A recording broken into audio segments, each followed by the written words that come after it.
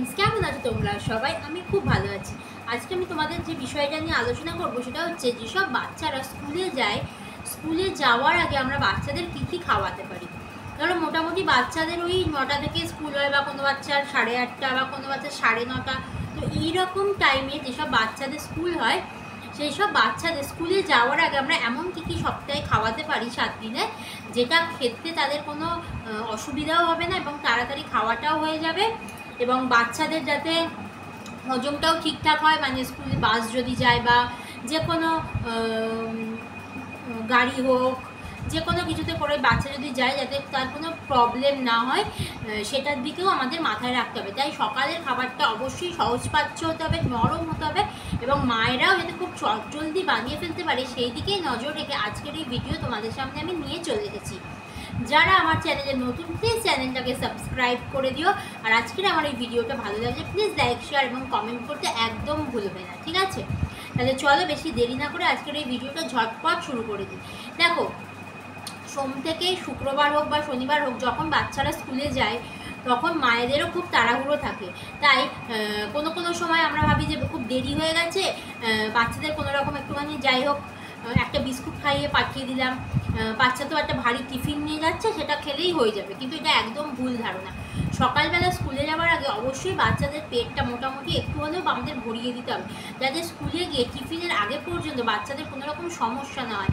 কারণ টিফিন হতে মোটামুটি 12টা, 12:30, বা তার আগে খুব জোর 11টা, 11:30 এরকম টাইম হয়। কিন্তু বাচ্চা বেরিয়ে যায় সকালবেলা অনেক সকালে, সেক্ষেত্রে একটা বিস্কুট খেয়ে গেলে তার পেটটাও খালি থাকবে এবং তার পড়াশোনাতেও কোনো মন বসবে না। তাই সকালে যাওয়ার আগে অবশ্যই বাচ্চাকে একটা মোটামুটি ভালো করে ব্রেকফাস্ট আমাদের খাইয়ে দিতে হবে। তাহলে আমরা কী কী ব্রেকফাস্ট খাওয়াতে পারি তারই একটা ছোট্ট ধারণা তোমাদের সামনে আমি তুলে ধরছি।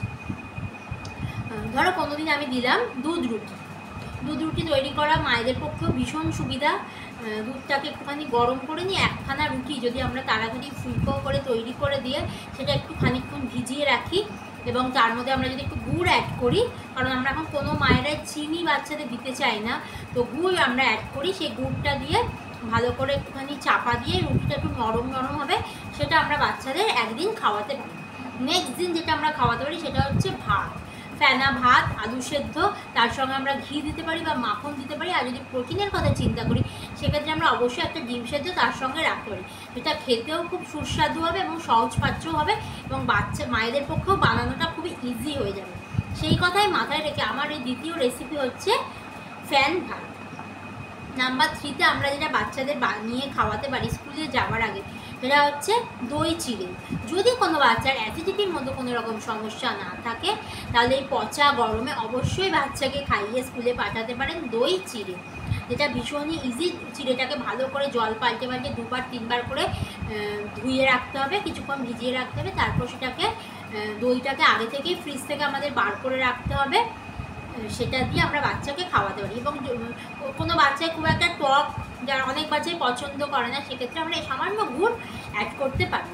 সেক্ষেত্রে তাদের খাবারটাও খুব তাড়াতাড়ি খাওয়া হয়ে যাবে এবং বাচ্চাদের মায়েদের ক্ষেত্রেও খুব সুবিধা হবে খাবারটা তৈরি করার ক্ষেত্রে, ঠিক আছে?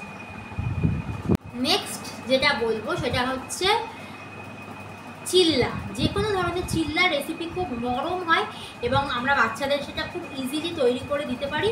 তার জন্য সকালবেলা একটুখানি হলেও আমাদের আগে উঠতে হবে, এবং যেদিনকে আমরা চিল্লাটা বাচ্চাকে দেবো এই রেসিপিটা আমি রাখতে চাইছি, কারণ এটা খুবই নরম হয় এবং টেস্টি হয়। এবং সব দিন তো একঘেয়ে রুটি বা ভাত বাচ্চারা খেতে চাইবে না, সেক্ষেত্রে সপ্তাহে একদিন অন্তত বাচ্চাদের একটুখানি হলেও মুখরোচক কিছু খাওয়াতে পারি। তাই সুজির চিল্লা হতে পারে, ওটসের চিল্লা হতে পারে। তো এইগুলো আমরা বানিয়ে অবশ্যই একদিন বাচ্চাদের স্কুলে যাওয়ার আগে খাওয়াতে পারি, ঠিক আছে?